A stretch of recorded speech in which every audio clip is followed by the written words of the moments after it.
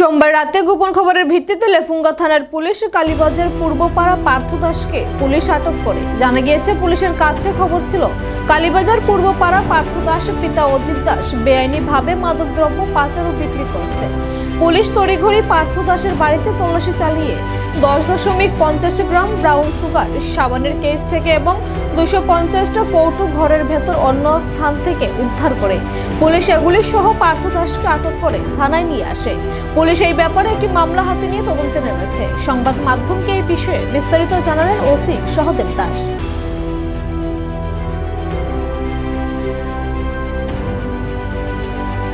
আমাদের কাছে একটা খবর ছিল যে কালীবাজারের ভিতর বাজারে পার্থ দাসের বাড়িতে অবৈধভাবে ড্রাগস বিক্রি করে।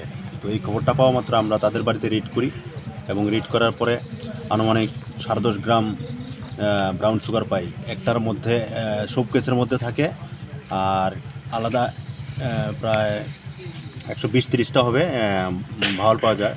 সবগুলি মিলিয়ে 7 গ্রাম ব্রাউন সুগার হবে। এগুলি আমরা সিজ করি এবং পার্থ দাসকে আমরা অ্যারেস্ট করি।